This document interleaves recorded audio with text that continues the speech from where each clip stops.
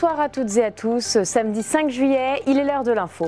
Ce vendredi, les syndicats de force ouvrière ainsi que les agents du groupement hospitalier de territoire Cœur Grand Est se sont réunis lors d'une conférence pour s'exprimer sur les intentions du directeur. La 26e édition du festival de musique gratuit de Saint-Dizier, le Musical Été, s'est ouverte vendredi. Une première soirée génération 90 et 2000. À Giffaumont-Champaubert, en face du lac du Der, le carré champenois veut s'imposer comme une nouvelle adresse incontournable. Ce bar à champagne ouvert récemment propose une sélection soignée de crus artisanaux issus de terroirs locaux. Et le Folkenfest est de retour sur Trémont-sur-Saulx en 2025 avec une programmation punk, rap et musique alternative. Un événement porté par des bénévoles depuis 2017 mais qui joue gros cette année. On en parle avec nos invités à la fin de ce journal.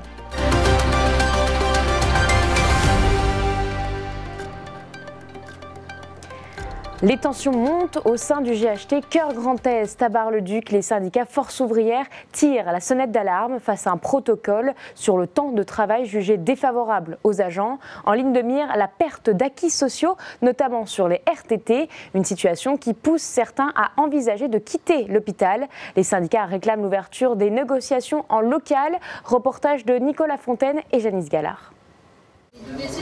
Incompréhension, tristesse, c'est ce que ressentent les syndicalistes de force ouvrière. Dans leur viseur, le protocole de l'organisation de travail et de repos que le directeur du GHT veut mettre en place. Signé le 4 juin dernier, le directeur doit le faire passer en directoire afin de le faire valider. Depuis le 24 janvier, Force ouvrière s'oppose à sa mise en application. Lors d'une conférence, ils ont exprimé leur mécontentement. Pour eux, ce protocole ferait perdre beaucoup d'avantages au personnel et agents, concernant par exemple les RTT. Certains agents pensent même à quitter les centres hospitaliers. Les syndicats souhaitent négocier en local ce dispositif avec la direction. La seule réponse qu'on ose lui dire que les agents sont motivés et travaillent avec le cœur, il ose nous répondre que lui, son porte-monnaie, il est au-dessus du cœur. Alors c'est quoi le but? C'est de garder une offre de soins, d'avoir une attractivité, de fidéliser les agents, ou alors c'est plutôt plus d'attractivité, les faire fuir, qui va engendrer pénurie paramédicale, qui va engendrer moins d'effectifs, fermeture de lits. Effectivement, alors c'est quoi l'avantage? On va faire comment pour se soigner s'il y a des fermetures de lits? Alors c'est bien beau de dire oui, on met un protocole, mais pour mettre un protocole en place, il faut écouter ces agents. Ce sont des musiques que beaucoup d'entre nous connaissent par cœur. À Saint-Dizier, le coup d'envoi du festival Musical Été a replongé les bragards et les curieux dans les années 80, 90 et 2000. Génération Boys Band, Helmut Fritz ou encore Lucenzo ont enflammé le parc du Jard pour cette première soirée placée sous le signe de la nostalgie. Une ouverture festive pour cette 26e édition qui marque le début de 3 jours de concerts gratuits. Retour en images avec Célia Richard et Janice Gallard. Bonsoir Saint-Dizier, c'est comment? Bonsoir Saint-Dizier! Bonsoir! Vous êtes prêts à faire trembler la ville? Merci Saint-Dizier! Vous êtes incroyables! Saint-Dizier a embarqué pour un voyage direction les années 90. Pendant près de 2 heures, les artistes qui ont marqué les générations 90 et 2000 se sont succédés sur scène et ont enflammé le parc du Jard. Plus fort que ça!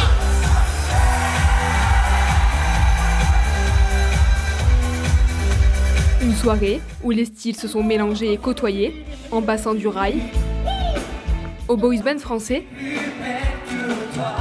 ou encore par le rap et le R&B. Une scène qui a permis aux artistes de replonger dans la nostalgie de leur époque.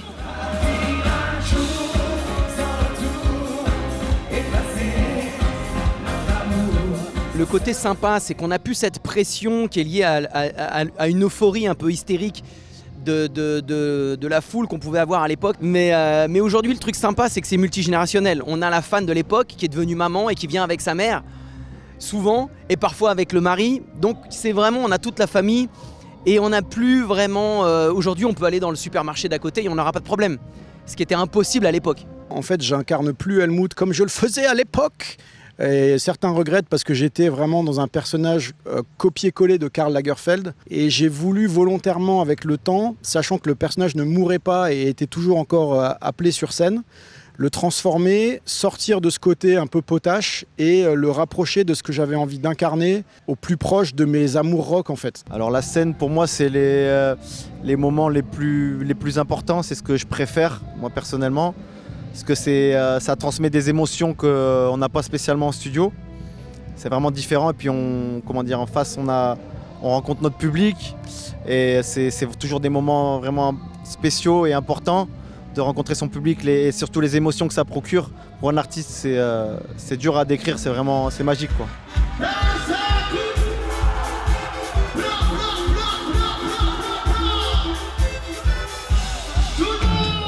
Tous ont chanté leur titre phare pour le plus grand plaisir des bragards. Certains sont des fans de longue durée et d'autres sont juste venus profiter d'une soirée festive et musicale. J'aime bien, c'est sympa, ça fait bouger, ça change, ça nous fait sortir et tout ça, voilà quoi. C'est tellement bien et c'est gratuit, c'est super cool, il y a une super ambiance, c'est super bien. Oh, c'est incroyable, c'est l'endroit où il faut venir, vraiment c'est une belle soirée. C'est toujours sympa des événements comme ça, c'est festif, c'est musical, j'aime beaucoup ça. Donc, Il y a une super ambiance et je suis avec tous mes potes donc c'est cool.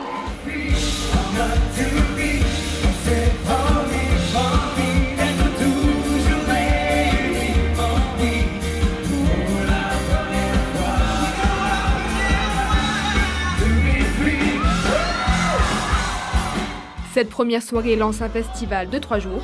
Une soirée rap attend les bragards ce samedi. Pour terminer le week-end, ce sont Julien Libre et Pierre Garnier qui viendront performer sur scène.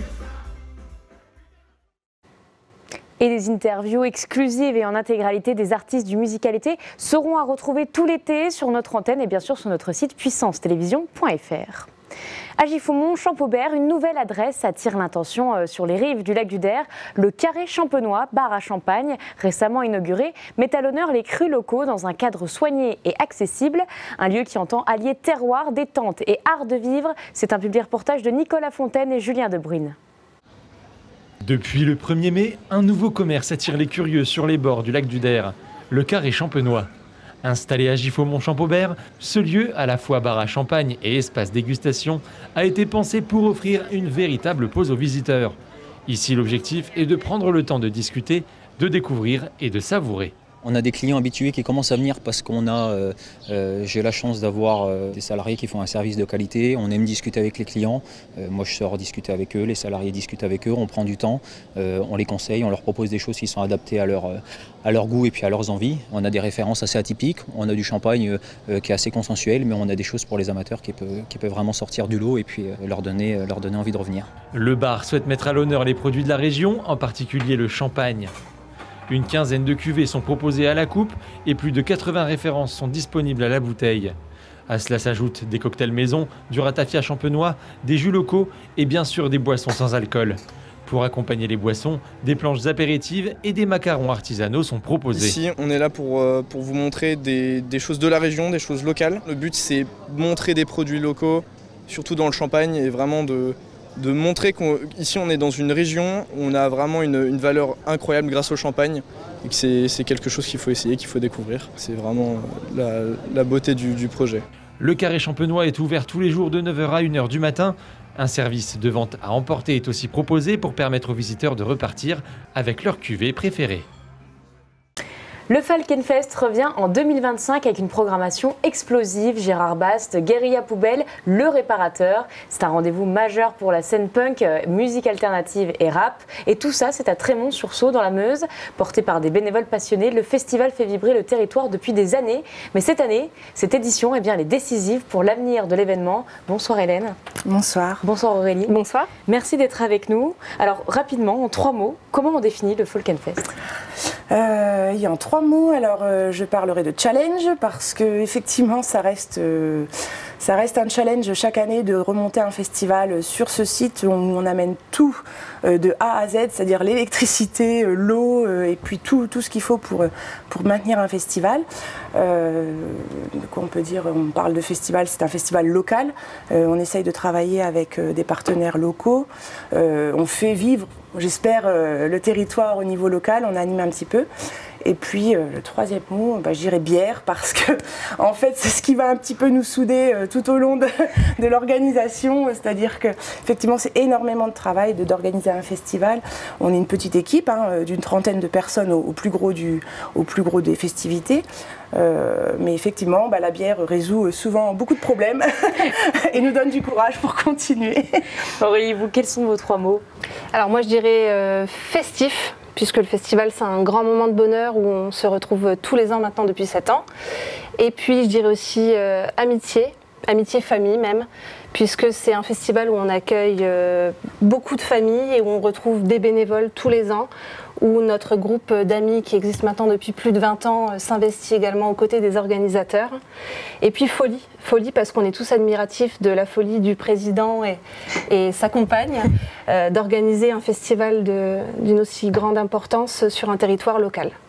Eh bien écoutez, on commence très bien, j'ai envie de dire. Vous avez bien résumé le festival. Vous avez 3 noms cette année d'envergure nationale, finalement, en tête d'affiche. Comment vous les avez choisis et comment vous les attirez à Trémont-sur-Saulx? Alors, comment on les choisit? Ça, c'est un petit peu en concertation avec les membres de l'association. Donc, on est 3, Alexandre, Nicolas et moi. Donc, en fait, chacun amène un petit peu ses idées. On recherche beaucoup, à force de faire des concerts, etc. Il y a une culture aussi des groupes, une notion aussi des cachets demandés, parce que ce qui nous limite aussi forcément c'est le budget qu'on peut se permettre pour faire venir des groupes. Et puis on essaye toujours de construire une affiche qui a un petit peu tout. On ne veut pas être que sur du punk, on ne veut pas être que sur du rap, on ne veut pas être que sur du rock ou du métal. On essaye vraiment de varier chaque année. On écoute aussi les retours en fait des gens qui viennent nous voir, ça serait trop bien de faire venir machin, etc. Donc voilà, on mixe un peu tout ça, on lance les demandes. On a des refus parce que ça ne correspond pas forcément à la date. On ne peut pas se permettre de les avoir financièrement. Et puis on construit en fonction de tout ça. Donc plus les années passent, plus ça devient compliqué parce que la scène musicale a beau être grande, on a quand même fait le tour à un moment. Et puis les festivals, il y en a de plus en plus. Donc on se bat un petit peu pour avoir tel groupe avant un autre. Enfin voilà. C'est ça. Et vous avez quelques artistes locaux, vous m'en parlez tout à l'heure. Oui. Un artiste local, on a Apollo, donc Paul qui est en fait rappeur, qui est originaire de Bar-le-Duc. Donc ça fait déjà quelques années qu'il tourne, qu'il chante. Et là, il a sorti un album en 2024 et vraiment, c'est vraiment impressionnant à découvrir. Donc on a hâte, on est content de le recevoir sur scène et de le faire découvrir au plus grand nombre. Aurélie, vous parliez de folie tout à l'heure. Cette folie, elle dure depuis 2017, vous le disiez. Qu'est-ce qui a fait que ce festival aujourd'hui marche autant? En tout cas, qu'est-ce qui vous plaît, vous, en tant que bénévole, quand vous venez travailler sur le Falkenfest? C'est vraiment le côté familial, en fait. On sent que tout le monde donne de sa personne, parce que le festival, c'est beaucoup de travail avant. Alors, Hélène, qui nous le disait tout à l'heure, pour la préparation du plateau, toute la charge administrative, toutes les recherches que ça comporte. Et quand on est sur place, en fait, il y a un groupe Messenger, WhatsApp tout au long de l'année pour nous réunir sur les idées, sur la création d'une boîte à caca cette année. Plein de projets en fait qui grandissent avec nous et en fait on se sent écouté. Et le soir même, on tourne sur les postes pour être un peu à la buvette, mais aussi un petit peu devant la scène. Et il y a une grande solidarité entre nous. Et on voit de la mamie de 90 ans jusqu'au bébé avec son petit casque pendant le festival. Et c'est vraiment cette ambiance familiale et festive qu'on aime tous. Et c'est ce qui fait qu'on revient tous les ans, nous, en tant que bénévoles. Oui, parce que vous faites tout maison, finalement. Oui, tout. Jusqu'à la salade de pâtes. Oui, pour les artistes, la nourriture pour les artistes, on fait nous-mêmes. Les toilettes, cette année, on a construit nos propres toilettes sèches, voilà. Vous aurez les plus beaux toilettes sèches de Trémont-sur-Saulx. De Trémont-sur-Saulx, voire du département même. Alors, on en parlait tout à l'heure, vous disiez que c'est l'année un petit peu de la dernière chance, j'ai envie de dire, parce que depuis 2023, la situation financière est de plus en plus difficile. Que s'est-il passé? Alors, que s'est-il passé? En fait, à la base, on a eu une seule année positive, c'était en 2019, où on a fait vraiment un carton plein. Mais on a commencé l'association en partant avec un déficit. En fait, le fait est que faire de la musique live, organiser un festival, ça demande beaucoup de moyens financiers, parce qu'il y a tout le côté rémunération des artistes, de la technique aussi. Donc ça, c'est déjà un gros bloc. Et en fait, pour l'amortir, il faut beaucoup d'entrées. Les subventions, on en a assez peu, parce qu'on on a un festival de taille de taille moyenne, voire petite. Donc c'est dur de drainer des subventions. Les sponsors aussi, c'est difficile de les attirer. Donc en fait, nous, ce qui fait le truc, c'est le nombre d'entrées. Et vous en faut 600 cette année, au moins minimum. 600, au moins 600. Et puis le prix de l'entrée, on essaye de pas trop le toucher, donc on ne veut pas l'augmenter. Là, depuis c'est la 3e année où on ne bouge pas le tarif, parce qu'on ne veut pas rebuter non plus les gens. Et puis c'est pas le but, c'est que ça reste accessible. Mais effectivement, le coût fixe du festival est lourd. Donc là, cette année, on a fait encore des coupes, on va dire, dans le budget, essayer vraiment de dépenser au minima de ce qui est utile. Et donc, en fait, voilà, ça fait 3 ans qu'on repère de l'argent et qu'on creuse le déficit. Donc, à un moment, ça devient compliqué d'injecter de l'argent sur quelque chose qui a ça de cartonner à chaque fois, mais c'est toujours à quelques dizaines d'entrées près. Et justement, Aurélie, quelles seraient les solutions? J'imagine que vous cherchez un peu de soutien aujourd'hui. Oui, aidez-nous avant, pendant, après. Donc les entreprises locales, on le disait tout à l'heure, la bière est locale, les saucisses sont locales, les bénévoles sont du terroir. S'il y a des entreprises qui ont envie de venir nous aider, ne serait-ce que par de l'aide matérielle ou financière ou humaine, ils peuvent. Les jeunes qui viennent d'ailleurs aussi, qui viennent dormir 2 jours avant parfois, ils viennent donner un coup de main. Tout le monde peut venir aider sur le festival. Et puis oui, effectivement, il est trop petit pour avoir des subventions, donc s'il y a des dons à faire, pensez à nous parce que c'est du bonheur en fait. Oui, puis en fait quand on a une billetterie en ligne, on peut faire un micro-don, même un don de 2 € en plus de son billet. Pour vous, c'est toujours ça. Voilà, tout est bon à prendre. On a lancé également une vente de t-shirts collector pendant 15 jours. Donc en fait la marge qu'on va dégager sur le t-shirt, pareil, c'est pour c'est des micro soutiens, mais en fait mis bout à bout, ça peut faire une petite différence. Voilà. Dernière question très rapide, dans quel état d'esprit vous abordez le festival là, quelques jours? Très serein, il fait beau, il fait chaud, tout le monde a envie de faire la fête, c'est le début des vacances, ça y est, les résultats au bac étaient super bons, donc il faut venir. Moi je suis plutôt sereine. Oui, alors je ne dirais pas que je suis hyper sereine, je suis un petit peu stressée quand on approche là à 3 semaines, faut penser à tous les détails. La météo évidemment on la maîtrise pas, donc c'est vraiment ce qui peut faire jouer, échouer, réussir le festival, mais effectivement, dans tous les cas, ce qu'on sait, c'est qu'on va se retrouver tous ensemble, on va travailler tous ensemble, les gens vont venir avec le sourire, et ça, en fait, c'est quand même un bonheur à chaque fois de voir que les gens s'amusent avec quelque chose qu'on a monté de A à Z, donc c'est assez... on est assez fiers quand même à chaque fois, même si c'est pas une réussite totale. C'est le rendez-vous de l'année, donc on est tous impatients. Et pour qu'on prenne le rendez-vous, on rappelle les dates et les horaires? 26 juillet, à partir de 19h les concerts, et on est sur 15 € en pré-vente, 20 € sur place, et gratuit pour les enfants évidemment, donc n'hésitez pas. Et ben voilà, le rendez-vous est pris, merci d'avoir été avec nous. Merci à vous. Merci.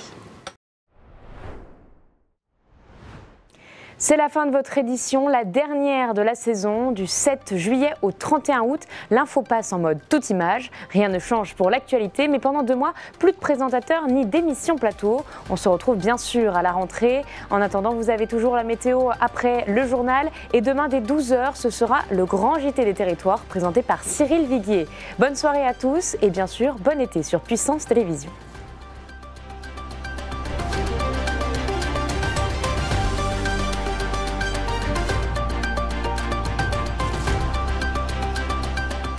Toute l'actualité en continu à retrouver sur notre site internet et notre application mobile.